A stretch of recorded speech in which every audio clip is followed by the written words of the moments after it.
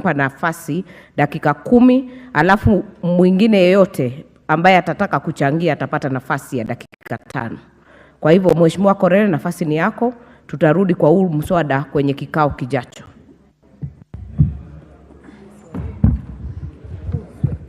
Thank you, Madam Speaker. Madam Speaker, I moved a motion of the notice of adjournment of the House on the definite matter of urgent national importance regarding the escalating state of insecurity in Laikipia. Madam Speaker, we are all aware that security of the citizens of Kenya and their property is a constitutional right. And as we speak, Madam Speaker, the residents of Laikipia North, and especially Mgogodo East and parts of Segera Ward,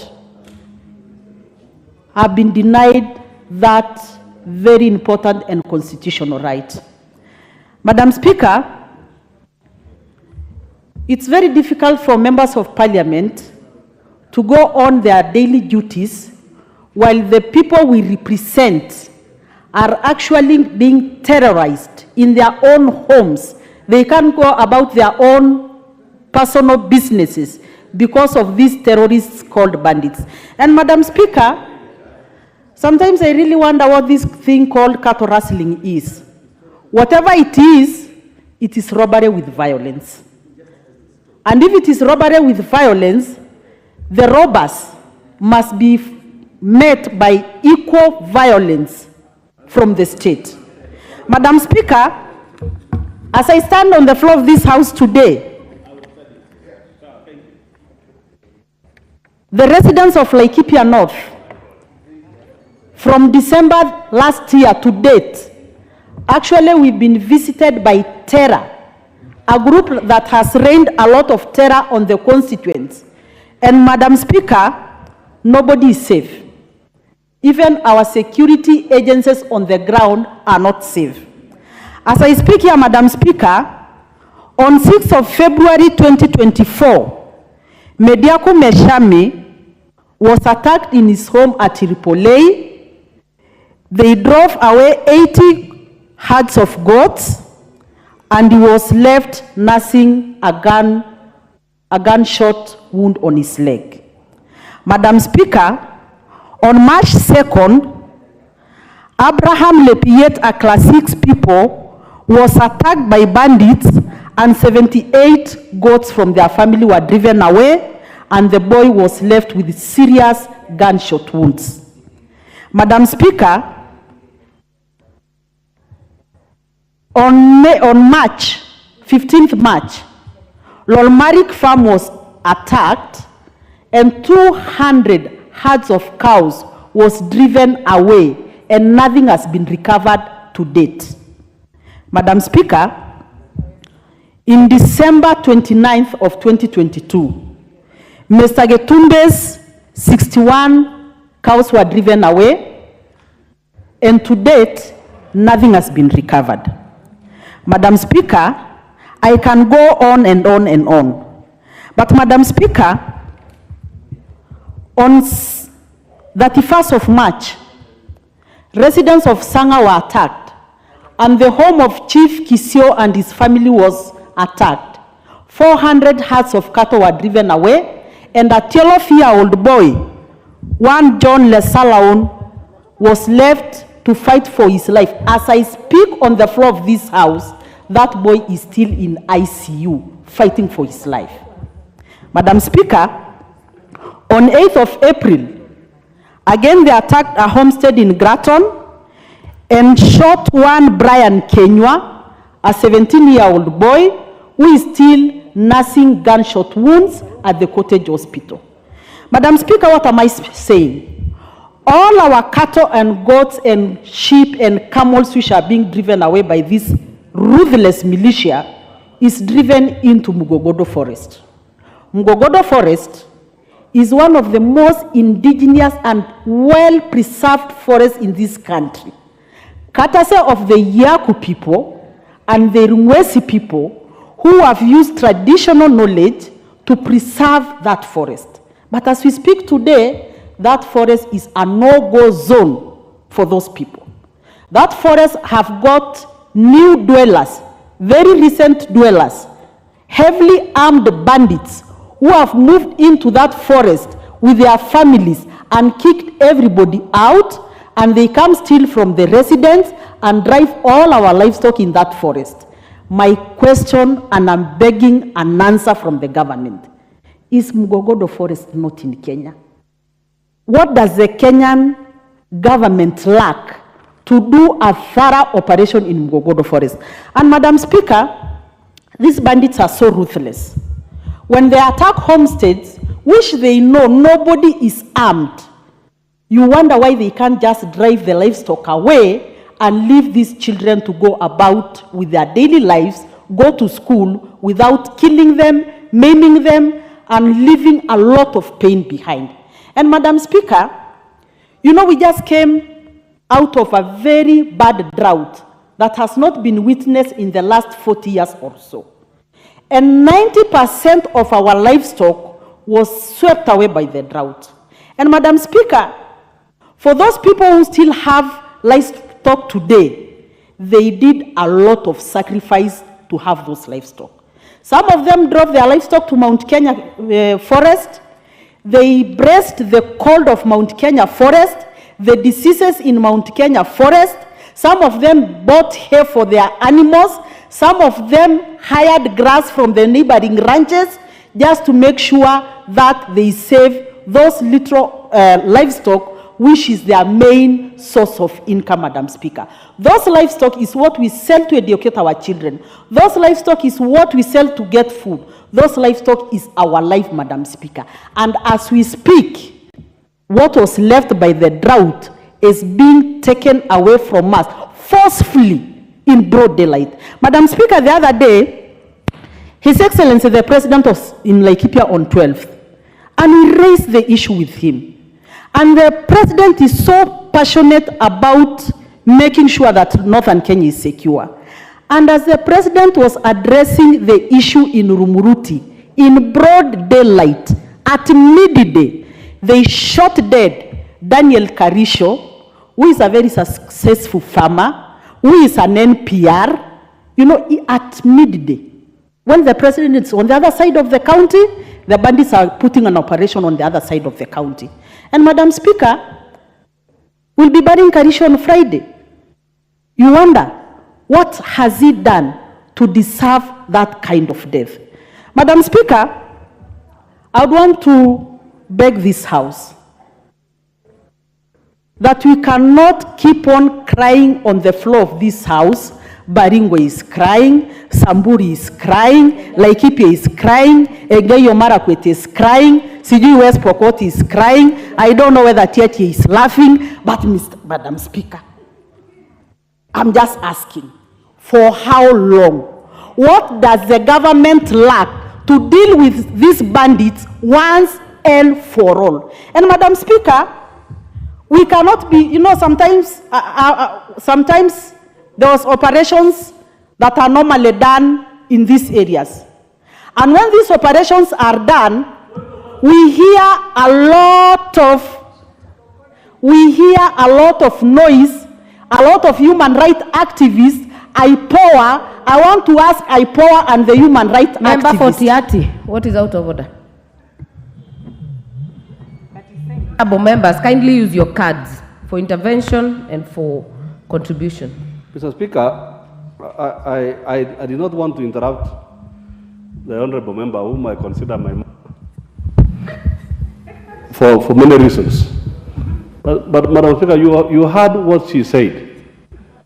I mean, that was quite cynical coming from her, that she doesn't know whether Tiati is crying or is laughing. I mean, how does it have to be Tiati? Yet I know the problem she's talking about, the bandit she's talking about, are most likely from Samburu. How did Tiati come in?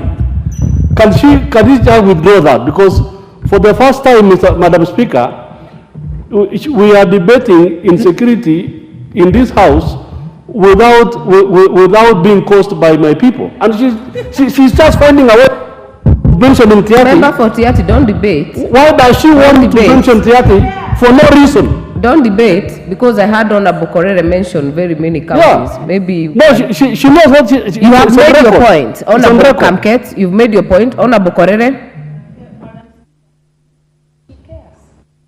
As I wind up, I think Kamket is quoting me out of context. I just looked across the aisle and I saw him laughing, so I'm sorry. I don't mean anything. Madam Speaker, as I conclude, these bandits are ruthless. And they know no other language other than ruthlessness. And the government security agencies must treat them with the ruthlessness they deserve. And Madam Speaker, they cannot use their families as a human shield. Madam Speaker, number one, I even don't understand why people should go and camp with the children in the heart of the forest. These children are not going to school. The first thing is, they are actually even denying their own children their basic constitutional rights of the right to education. And Madam Speaker, it is a high time the government act. Madam Speaker, as I speak, and I want to say this on the floor of this house, we are not safe. In my constituency, they killed one chief, who is my own brother-in-law. They have raided from 4 chiefs. They're actually targeting all leaders. You have 1 minute, Honorable Korere, 1 minute. In Samburu, we lost an MCA. Madam Speaker, as the leaders, these bandits now are targeting leaders. And I can tell you, and Mheshimiwa Kiunjiri can confirm, even in my own home, they raided and they killed my herdsmen. Madam Speaker, I even know as I stand here, I'm not safe anymore. Well said. Member for Laikipia East. Thank you, Madam Speaker. I rise also to express our concerns as the people of Laikipia County, our fear and anxiety that has really gripped our people for the last 3 months or so, whereby, as has been laid clearly by Sala, Mheshimiwa, that we are visited every week 3 or 4 times. For the last 4 months, bandits have been roaming in Laikipia, terrorizing people in Laikipia North. During daytime, they come scouting fearlessly. They will come and scout from the homes that they will come and steal in the evening. They can be seen during the day in the conservancies, in the valleys, within Garidare. And what really surprises us is the heavy presence deployed police officers and stock theft unit. They are out, but these bandits are still roaming freely. They can come and steal. Madam Speaker, what worries the residents of those areas is that even they can come all the way, they jump some few homes where there are animals and come just 20 meters to Astu, that is, and stock theft unit, and steal from there, and no police officer would even shoot in the air or even come out of the camp. They have gone ahead to even isolate areas whereby they go to the chief's camp at Edi, chief's home at Edi. They will steal animals, and chief lives about 50 meters away from the police post. Our question is, as leaders of Laikipia, and what we need to know, if our people are not safe, how are we expected to react? Police officers are out, they are not acting. Are they submitting? Are they overwhelmed? Or are they collaborating with the thieves? So far, animals have been taken. None of those bandits, the perpetrators, are still free. None of them have been apprehended. Animal recovery is almost at 1% recovery. Everyone knows where they are taken, that they are taken through the ranches. And our question is whether some of the ranchers, and especially Ornaisho farm, whether they are also collaborating with the bandits. That area is expansive, and it takes time for them to move from the villages to the forest. How comes that they can be able to steal drive the animals comfortably to Mogodo Forest, which they have made their safe haven. Madam Speaker, these officers and the bandits, are they submitting that now it is bring it on? And if they cannot reverse them, and we don't have enough police resurfaced, how are we expected to react? Madam Speaker, information is very clear. Security forces knows where the animals are taken. And one wonders, if security forces knows where the animals are, the people where animals are taken from, everybody knows where the animals have been taken. Why can't this government, our question, take action similar to that was taken during the raids at Mount Elgon, whereby all the agencies were brought together, and if it calls for us to amend the law, whereby now the army must come in, because you cannot have Kenyans being terrorized across the country, North Rift, Central Rift, everywhere, that today we are only hearing that the government is up in arms, that they are countering them. We have not seen any incidents, serious incidents that can teach them a lesson. We are demanding an operation similar to the one that was carried out in Boni Forest, be carried in Mogodo Forest, be carried in Skutafari, and all other areas where government knows that cattle-driven, animals-driven from even other constituencies are taken, so that serious action is taken, that these people should never repeat again. The perpetrators and the collaborators must be punished in equal measures. If the government is not going to do that, we are wasting our time. They must seal in Mukogondo, Mount Elgon operation, Boni Forest operation, combined forces must come there, and government must show its force. Otherwise, the parties are there, they can see government can back, but it cannot bite. We agree, CS Kidiki is doing a lot of work, but it's so more of a paper now. If you ask them, he'll be a paper tiger, end of the day, if he cannot bite. Madam Speaker, we strongly condemn these criminals, this act of cowardice, and we must make sure the perpetrators are brought to book. If there is no serious action by government to the perpetrators and the collaborators, they know them by name. Like when they killed Karisho on Friday, they left 2 phones behind them. With that only, they are able to say who these bandits were, who are their collaborators, and because it's an enterprise, Madam Speaker, it's not only about cattle lastry, it's an enterprise. It is for the first time we must deal with those people who are arming the bandits, who are involved in this business, because at the end of the day, these animals end up somewhere. Some are stolen for restocking, as Kamte to call it, but some are also stolen, and there are some rich people somewhere advancing this business who must now be called by their names, who must be brought to book. And what you want this time around is that a tougher, bigger action. I always like the way KWS operates. If they discover that police are doing nothing, they have their own way of eliminating these people. And the only way is that even those who are being sent to steal, those people with a behavior of always restocking, this must come to an end. Madam Speaker, if you look at who is involved in this business, already we know where our problems are coming from.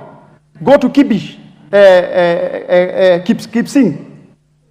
Look at the farmers around, they are armed. Where animals are being taken away, all the farmers around, they have more than 40, 50 police reservists. They have security armed by the same government.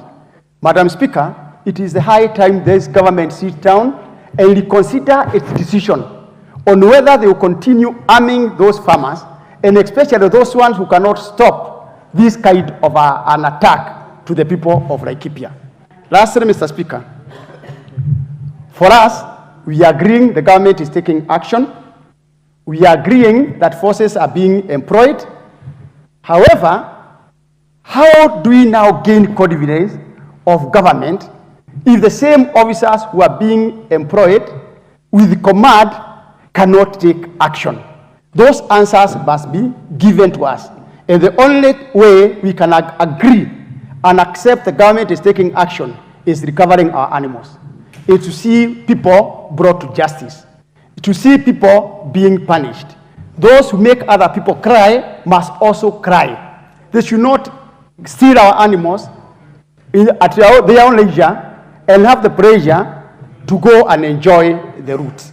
With those few remarks, Madam Speaker, I beg to support and seriously ask this House to consider, even if we are going now to amend the laws that are necessary to ensure that there is combined forces, that action can be taken with no boundary. The army should come in, police should come in, other security forces must come in. I support. Thank you. Minority Leader. Thank you very much, Madam Speaker. Let me join my two colleagues, the Honorable Sarah Korere and the Honorable Mwangi Kiunjiri, in expressing my disgust at these incessant acts of banditry and cattle or livestock theft in these areas. And I want really to subscribe to their sentiments to a large extent. But Madam Speaker, you know, we need to look at the root cause of all this. I am not really privy to what goes on there in detail. But from my understanding of what I'm being told, this is no longer just a way of life, as we were being made to believe when we were young.